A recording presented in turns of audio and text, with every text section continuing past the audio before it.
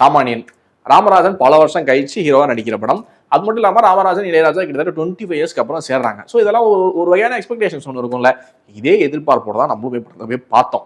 So Ramarajan வந்து நான் நடிச்சா ஹீரோவா தான் நடிப்பேன் அப்படின்னு சொல்லி நடிச்ச இந்த சாமானியன் படம் இது வந்து அவருக்கு ஒரு கம்பேக்கா இல்லையா அப்படின்றத இந்த ரிவ்யூல பார்ப்போம்.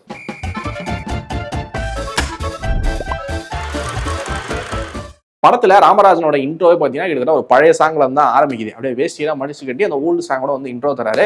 அது மட்டும் இல்லாமல் இந்த படத்துக்கு மியூசிக் டைரக்டர் வந்து இளையராஜாவே அப்படின்றதுனால டைரக்டர் ராகேஷ் வந்து இது வந்து ஒரு பயங்கர ப்ளஸ் ஆகி போச்சு அப்படின்னு நினைக்கிறேன். கிட்டத்தட்ட படத்துல ஏகப்பட்ட ராமராஜன் சாங்ஸ், ஓல்டு சாங்ஸ், அவர் இளையராஜா சேர்ந்து பண்ண சாங்ஸ் வந்து பயங்கரமாக வந்திருக்கு. இந்த செண்பகமே படத்துல வந்து இருக்கு. அது ஒரு வேற மாதிரி ஒன்று வந்து யூஸ் பண்ணியிருக்காங்க. அது மட்டும் இல்லாமல் அறந்தாங்கி நிஷா வந்து படத்துல வந்து வர்றாங்க. அவங்க எதுக்கு வராங்க எதுக்கு போறாங்கன்றது நமக்கு வந்து தெரியல. கேட்டால் காமெடின்றாங்க.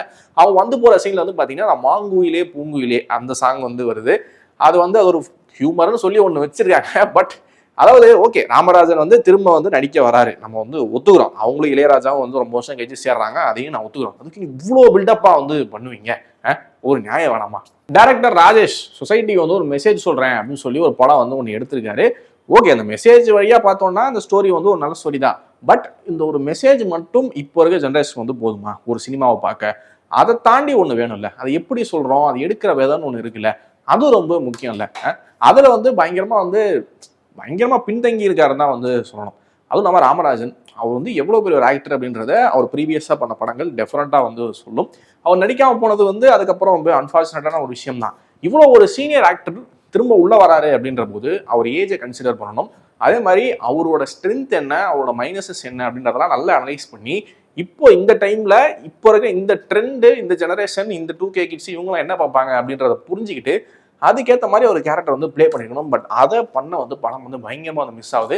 கிட்டத்தட்ட அவர் இது வரைக்கும் பண்ணாதது சில ஆக்ஷன் ஓரியன்டெல்லாம் வந்து பார்த்தீங்கன்னா இந்த படத்தை வந்து பண்ணியிருக்காங்க. ராமராஜன் ஆக்ஷனே பண்ணக்கூடாதான்னு கேட்டிங்கன்னா தாராளமாக வந்து பண்ணலாம். பட் அந்த ஏஜுக்கு அப்ராப்ரியேட் ஆன மாதிரி ஒரு சில விஷயங்கள்லாம் பண்ணணும். அப்படிலாம் வந்து பண்ணாமல் அவரை போட்டு என்ன சொல்றது, அவருக்கு வந்து திரும்ப நடிக்க வரான்றதை பார்த்து நம்ம சந்தோஷப்படுறதா, இல்லை இவர் இந்த கதை வந்து யூட்டிலைஸ் பண்ண வந்து தவறுதே அப்படின்னு சொல்லி ஃபீல் பண்ணுறதா அப்படின்னு நமக்கு வந்து புரியல. இந்த படத்தோட இன்டர்வல் சீன் பார்த்தா உங்களுக்கு புரியும் நான் என்ன சொல்ல வரேன் அப்படின்னு சொல்லிட்டு ஒரு சர்ப்ரைஸ்னு வச்சிருக்காங்க.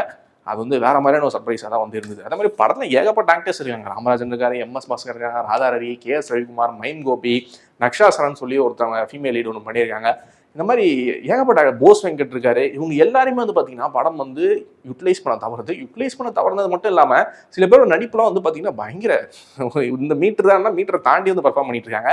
சரி, டெக்னிக்கலாவது படத்தில் வந்து பாராட்டுற மாதிரி ஏதாவது இருக்குன்னு பார்த்தீங்கன்னா ஸோ சேட்லி டெக்னிக்கலாகவுமே பயங்கரமாக சொதப்பியிருக்காங்க. சினிமாட்டோகிராஃபி எஸ்பெஷலி என்னன்னா பட் ரொம்ப பளிச்சுன்னு ஒரு சீரியல் பார்க்குற எஃபெக்ட் வந்து ஒன்று தருது. அப்படி கேமராமேன் வந்து ட்ரோன் வந்து பார்த்தீங்கன்னா பயங்கரமாக யூஸ் பண்ணியிருக்காரு. ஒரு அப்பார்ட்மெண்ட்டை காட்டணுமா ட்ரோன், ஒரு ஹாஸ்பிட்டலை காட்டணுமா ட்ரோன், ஹாஸ்பிட்டலாம் இதுக்கே ட்ரோன் ரொம்ப சீரியஸான சுச்சுவேஷனில் வேறு ட்ரோன் ஸ்டார்ட் வரும்.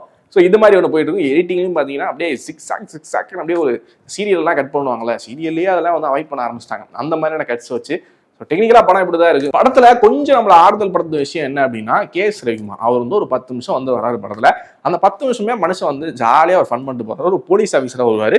குறிப்பா அவருக்கு ராமராஜனுக்கு ஒரு கான்வர்சேஷன் வந்து இருக்கும். அதுக்கு மட்டும் தியேட்டர்ல வந்து கிளாப்ஸ்லாம் வந்து இருந்தது. அதாவது டேரக்டர் வந்து ரொம்ப போராடி ராமராஜனோட அந்த நாஸ்டால்ஜியா, இந்த பழைய டைலாக் பழைய இதெல்லாம் தோணுனதுல ஒர்க்கான ஒரே விஷயம் தான். அண்ட் கிளைமேக்ஸை பார்த்தீங்கன்னா ராமராஜனோட பர்ஃபார்மன்ஸ் வந்து பார்த்தீங்கன்னா உண்மையிலேயே நல்லா இருந்தது.